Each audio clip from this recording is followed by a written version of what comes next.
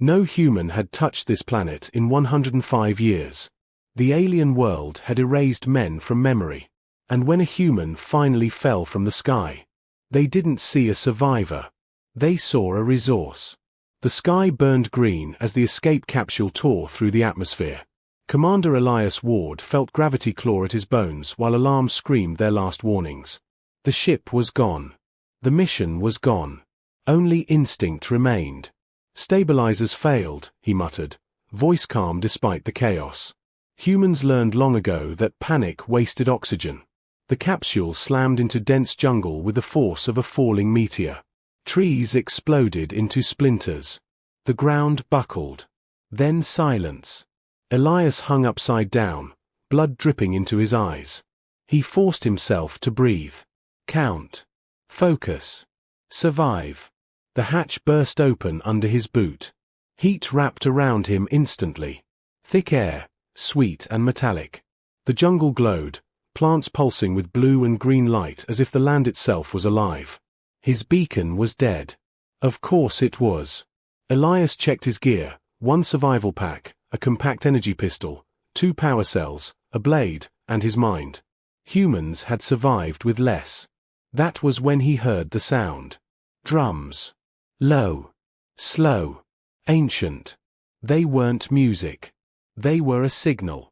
Moving carefully, Elias pushed through glowing vines and massive leaves that folded away from his touch.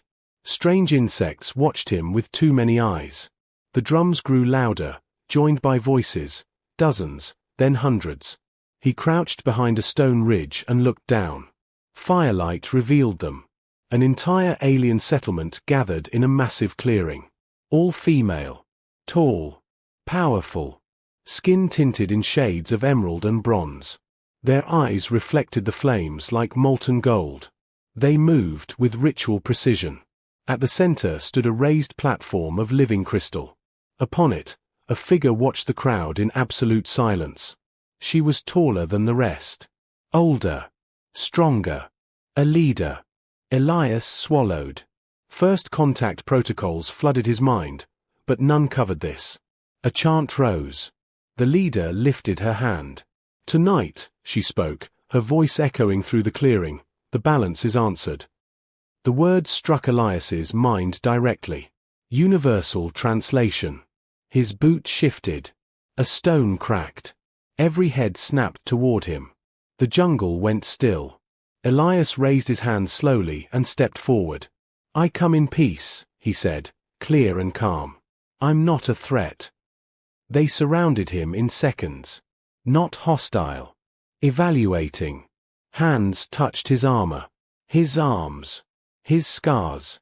They murmured among themselves in sharp, melodic tones. One spoke aloud. A male. Shock rippled through the group. Another whispered, almost reverently, a human male. The leader approached. Up close, her presence was overwhelming. Lines of glowing markings ran beneath her skin like flowing light. Her eyes studied Elias not with hunger, but calculation. You fall from the sky, she said. After 105 cycles of silence. I didn't choose where I landed, Elias replied. A ripple of amusement passed through the crowd. You are fortunate, the leader said. And unfortunate. She circled him slowly. Elias did not move. Predators respected stillness. Our world has forgotten your kind, she continued. Men vanished. Wars ended. Births faded. Strength declined. Elias frowned. You're saying, no human men have been here in over a century. Correct, she replied. And you arrive alone. She stopped in front of him. We debated whether you were food, she said casually. Several aliens nodded. Elias let out a slow breath. I'd prefer not to be. Her lips curved slightly. You survived the fall. You did not scream. You met our gaze. She placed a hand against his chest. His heartbeat echoed in her markings. You are not weak. The crowd grew restless. One alien stepped forward. He could restore balance. Another hissed, or break us. The leader raised her hand. Silence returned instantly. "I am Erilyn, speaker of the Verdant clans," she declared. "And this human is now under my claim." Elias stiffened. "Your claim?" "Protection," she corrected. "Until we decide what you truly are." Guards, if they could be called that, escorted him through living corridors carved from glowing stone. The settlement pulsed like a heartbeat around them. "Why protect me?" Elias asked quietly. Erilyn did not look back. "Because humans adapt," she said. "And adaptation terrifies stagnant worlds." They reached a chamber overlooking the jungle canopy. Storm clouds rolled above. "You will stay here," she said. "And if I refuse?" She finally turned. "Then you die," she answered calmly. "But if you stay?" She stepped closer. "You may change everything." Elias looked out over the alien world. Humanity had always done its best work when cornered. The night deepened outside the crystal chamber. Elias Ward stood alone at the wide opening that served as a window, watching alien lightning crawl across the clouds. Each flash revealed layers of jungle stretching endlessly to the horizon. A living world. A dangerous one. He had been a prisoner before. This was different.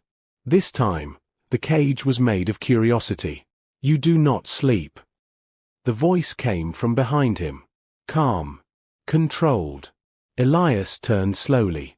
Erilyn stood at the chamber entrance, her markings glowing softly like embers beneath her skin. She carried no weapon. She didn't need one. "Soldiers sleep lightly," Elias replied. "Habit." She studied him, head tilted slightly. "Soldiers usually lie." "Humans usually survive," he said. That earned a flicker of interest. Erilyn stepped inside. The floor responded to her presence, faint light rippling outward. Elias noticed everything here reacted to intent. The walls. The air. Even the silence. "You are not afraid," she said. "I am," Elias answered honestly. "I just don't let fear decide for me." She considered that. "For 105 cycles," Erilyn said, "our world has known only one truth: strength fades without challenge." Elias crossed his arms. "And you think I'm the challenge?" "No," she replied. "You are the reminder." She gestured, and the chamber wall shifted, opening into a vast circular hall below. Elias stepped forward and froze. Hundreds of alien women stood assembled. Warriors. Elders. Scientists. Builders. All watching. At the center was a stone platform marked with glowing symbols. A trial ground. "What is this?" Elias asked. "Evaluation," Erilyn said. "Our people do not accept gifts blindly." Elias exhaled slowly. "Let me guess. I survive, or I die." She met his gaze evenly. "If you die, you were never worthy of changing us." The crowd parted as Elias walked down the steps. Eyes followed him with a mix of hunger, fear, and something else, hope. A young alien stepped forward. Smaller than the rest. Her markings were faint. "He looks fragile," she said. Elias smiled slightly. "That's a common mistake." The platform activated. The floor shifted violently. Elias staggered as gravity twisted sideways. A dozen mechanical constructs rose from the stone, smooth, organic machines designed for one purpose. "Testing. Adaptive predators," Erilyn announced. "They learn from every movement." Elias rolled his shoulders. "Then I'll have to stay interesting." The first construct lunged. Elias moved. He didn't fight like the aliens expected. No brute force. No wild strikes. He used momentum, angles, environment. He let the machine overextend, then redirected it into another. A second adapted instantly. Elias adapted faster. He tore a glowing vine from the platform edge and used it as a conductor, overloading a construct's sensory core. It collapsed in a shower of sparks. Murmurs rippled through the crowd. "He learns instantly. He uses the world itself. He doesn't rely on strength." The remaining constructs attacked together. Elias slid beneath one, vaulted off another, and intentionally let the third strike him, just enough to grab its limb and slam it into the ground. The impact shattered its frame. The final construct hesitated. Elias leaned in close. "Yeah," he whispered. "You're thinking too slow." He dismantled it with precision. Silence fell. Elias stood alone, breathing hard. Blood trickled from a cut above his eye. Erilyn stepped onto the platform. "You bleed," she observed. "Means I'm alive," Elias replied. The crowd erupted, not in rage, but awe. "This is why your kind survived," an elder said softly. "You turn weakness into leverage." Erilyn raised her hand. Silence returned. "Humans do not dominate through numbers," she said. "They dominate through thought." She faced Elias. "But survival alone is not enough." The platform shifted again. This time, the air itself changed. Images formed around Elias, burning cities, broken ships, screaming voices. His memories. Psychological trial. Elias clenched his jaw. The jungle faded. Earth rose. He saw his squad fall. Heard the screams he couldn't save.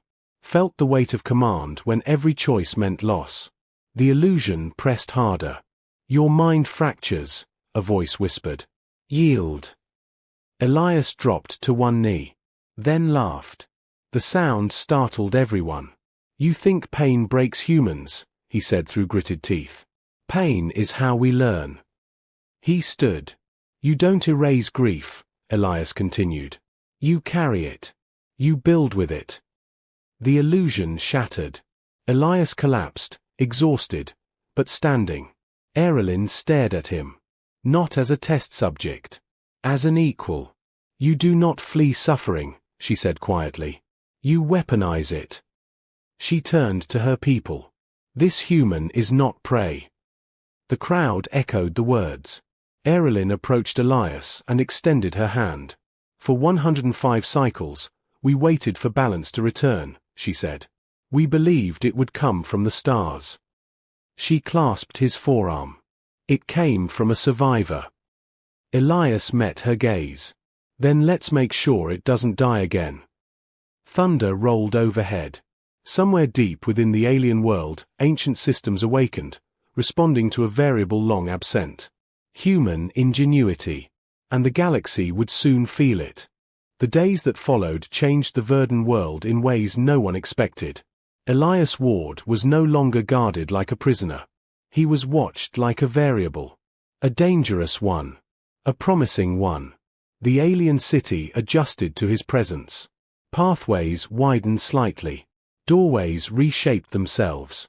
The living architecture learned his proportions, adapting the same way humans always did, by forcing environments to cooperate. Elias noticed. "So your buildings think," he said as he walked beside Erilyn through a training terrace carved high above the jungle. "They respond," she corrected. "To intention. To need." "Good," Elias replied. "Then they'll learn faster." Erilyn studied him. "You speak as if the world itself is a tool." "For humans," Elias said, "everything is." That philosophy unsettled the elders. For generations, the Verdun believed balance came from harmony, from repeating what worked. Elias introduced something new. Iteration. He asked questions no one liked. What happens if your defenses fail?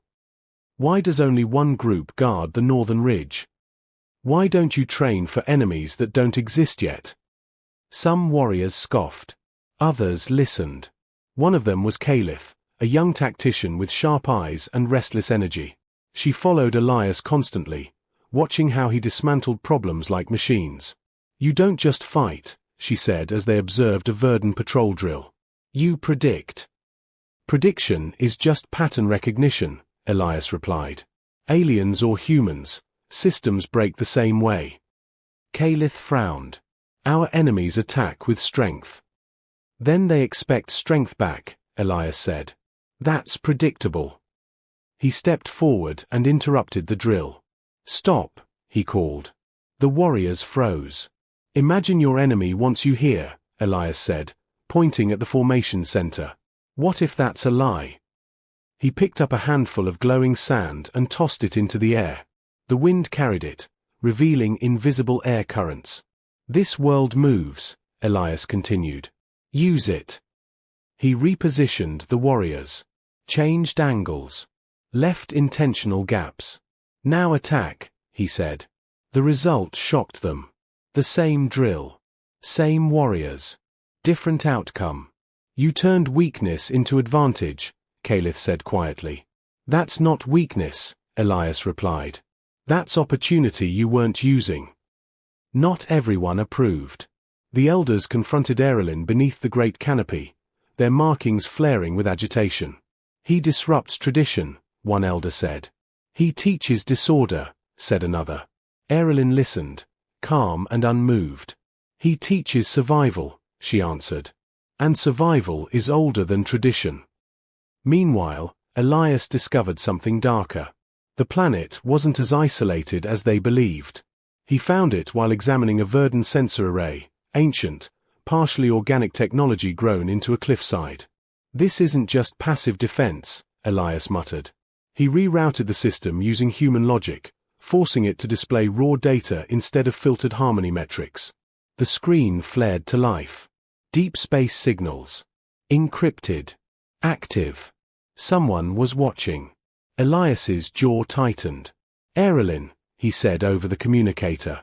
Your world isn't forgotten. She arrived minutes later, eyes sharp. What do you see? Hunters, Elias replied. Not your kind. Not mine. He pulled up projections. Fleet signatures. Probe paths. Patience. They don't attack worlds, Elias continued. They wait. They harvest after collapse. The Verdun had been slowly weakening. Exactly as intended. They planned this, Erelin whispered. And you survived anyway, Elias said. Barely. Silence stretched between them.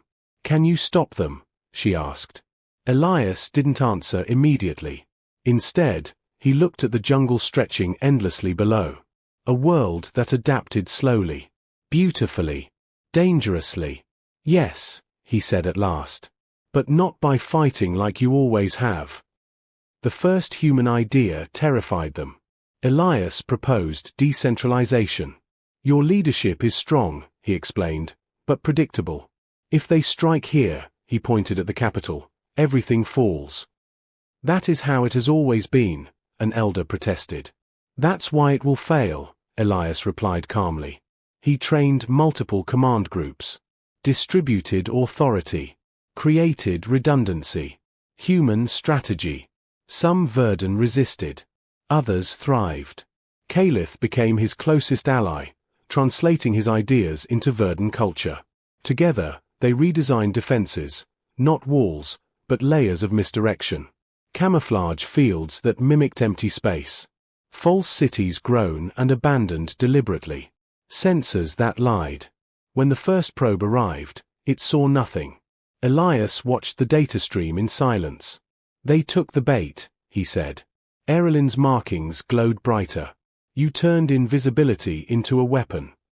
Humans call it deception, Elias replied. Works great. But success always attracts enemies. Not just external ones. A faction formed among the Verdun, those who believed Elias was too dangerous. Too influential. Too human. He changes us, they whispered. He makes us aggressive. He will leave, and we will be broken. The tension came to a head one night when alarms screamed through the city. A real attack. Not a probe. A strike force. The sky split open as enemy vessels tore through orbit, weapons primed. Verdun defenses activated. New defenses. Confusion rippled through the enemy fleet as false signals overwhelmed their targeting systems. Elias stood at the command platform beside Erelin. Remember, he said, calm as ever, they expect fear. The Verdun fleet moved, not in formation, but chaos. Human taught chaos. The first enemy ship exploded before it understood why. Elias allowed himself a small smile. This, he said, is how humans survive extinction. Erilyn looked at him, not as a visitor, but as something far more dangerous. A catalyst. And the galaxy was about to learn what happened when humans taught an ancient world how to adapt. The enemy did not retreat. They adapted. That realization came too late for the outer defense ring. Elias watched the tactical projection fracture as 3 enemy vessels ignored the decoys entirely and plunged straight toward the planet's core. They weren't confused anymore. They were learning. Target pattern shift detected, Kalith said, her voice tight. They are ignoring false signals. Elias's eyes narrowed. They found the rule. Erilyn turned to him. Explain. They stopped asking what looks right, Elias said. They're testing what hurts. The first orbital strike slammed into the jungle perimeter. Trees vaporized. The ground screamed as living stone recoiled. Pain. The Verdant world reacted instinctively, pulling energy inward to heal the damage. That's it, Elias said sharply. They're mapping your response. Another strike hit. Closer. Panic rippled through the command chamber. Some warriors cried out. Others froze. Erilyn remained standing, but Elias could see the strain in her glowing markings. They are forcing us to expose ourselves, she said. Yes, Elias replied. So we stop playing defense. He turned to the command network and opened all channels. Listen to me, Elias said, his voice steady, carrying through every hall and platform. They think you are slow. They think you react instead of decide. He brought up a new projection. Human strategy. We flip the script. The elders protested instantly. This violates every law of balance. Balance won't save you, Elias snapped, louder than intended. Then he took a breath. Choice will. Erilyn raised her hand. Silence fell. Explain, she said. We stop hiding the core, Elias said. We make it look vulnerable. We let them commit. Kalith's eyes widened. That's suicide. Elias shook his head. No. That's bait. He redirected energy flows, intentionally weakening visible shields while reinforcing unseen ones beneath the planet's crust. The moment they strike here, Elias continued, they overextend. The enemy fleet moved exactly as predicted. Their largest vessel descended, weapons charging for a killing blow. This is madness, an elder whispered. No, Erilyn said softly. This is humanity. The enemy fired. The core vanished in blinding light. For a heartbeat, the Verdant believed they were dead. Then the trap closed. Gravity wells snapped into existence, human-designed algorithms woven into Verdant biotech. The massive enemy ship twisted, its own mass turning against it. The planet struck back. Energy surged upward through hidden channels, piercing the vessel from below. The ship tore itself apart under forces it could not counter. Cheers erupted. Too soon. A warning screamed through the system. Internal breach, Kalith shouted. Sabotage. Elias spun. Where? Lower command lattice. Betrayal. Elias ran. Not because he was ordered to, but because humans moved toward problems. He found them in the inner chamber. Verdant dissidents. Armed. Desperate. You don't belong here, one shouted. You twist us into something we are not. Elias stopped a few steps away, hands raised. I'm not turning you into humans, he said. I'm teaching you how not to die. You bring war, another hissed. No, Elias replied. War found you. I just showed you how to survive it. They hesitated. That was enough. Elias moved. Fast. Precise. He disabled them without killing a single one, using pressure points, leverage, and the environment. A pillar shifted at his command, pinning the last dissident harmlessly. When Erilyn arrived, the fight was already over. She looked at the fallen rebels, then at Elias. You could have killed them, she said. Humans don't kill what can still learn, Elias replied. Above them, the final enemy ships retreated. Victory. But victory came at a cost. The enemy would return. Smarter. Stronger. Erilyn stood beside Elias on the highest platform as dawn broke over the jungle. Smoke drifted upward from distant fires. "You have changed us," she said. Elias nodded. "You were already changing. You just didn't know it." She studied him carefully. "When this is over, will you leave?" Elias didn't answer immediately. "I don't know," he admitted. "Humans don't stay where we aren't needed." Erilyn's markings dimmed slightly. "Then we must ensure we still need you." Elias met her gaze. "No. You must ensure you don't." The enemy fleet vanished into hyperspace. But Elias knew the truth. This was no longer about survival.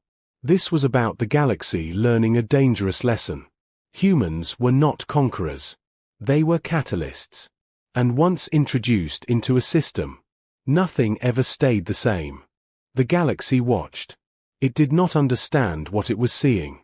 Scattered across deep space observatories, silent probes replayed the same impossible data. A world once marked as weak had survived a predator fleet. Not by overwhelming force. Not by superior numbers.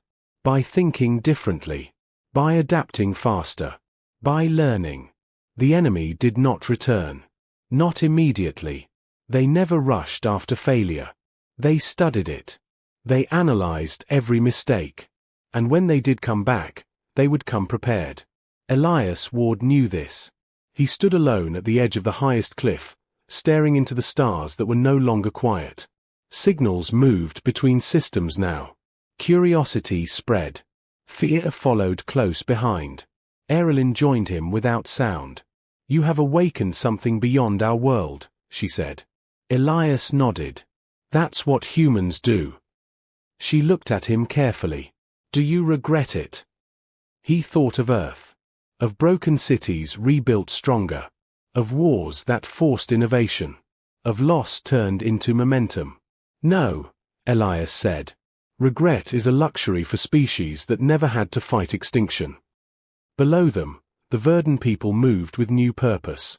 Training groups rotated command without hesitation. Engineers experimented openly. Elders listened instead of repeating old answers. Change had taken root. Calith approached, carrying a data crystal grown from living code. "The enemy transmissions," she said. "We intercepted fragments." Elias read the decoded message. World designation updated. Threat classification revised. Human variable confirmed. "They've labeled us," Calith said quietly. Elias smiled faintly. "Good. That means they're scared." Erilyn tilted her head. "They fear one human." "No," Elias corrected. "They fear what happens after one human." The Verdun Council gathered that night under the great canopy. The living branches glowed brighter than ever, responding to the emotional weight of the moment. Erilyn stood at the center. "For 105 cycles," she said, her voice steady, "we waited for balance to return." She gestured toward Elias. It did not return gently. Murmurs rippled through the crowd. "Humans do not restore balance," Erilyn continued. "They disrupt it.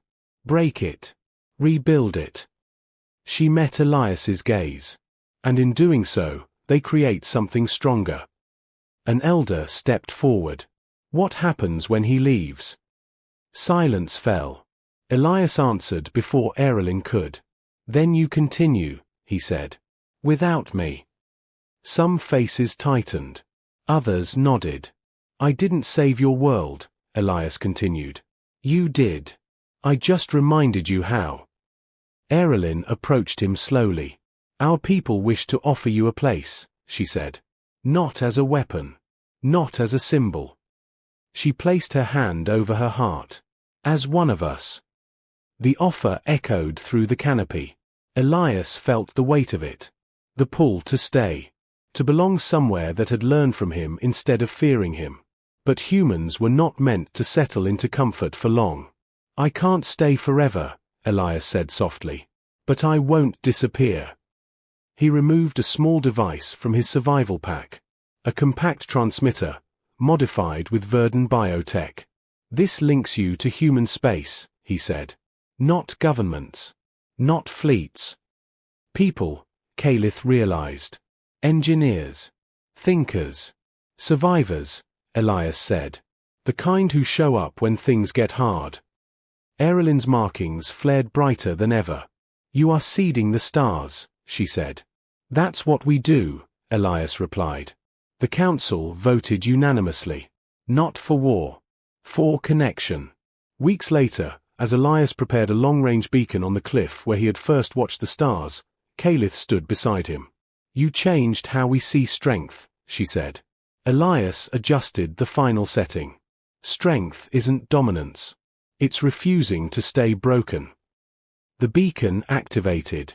Its signal surged outward, carrying more than coordinates. It carried an idea. Somewhere far away, a human ship altered course. Another paused. Another listened. And across the galaxy, ancient species felt something they had not felt in a very long time.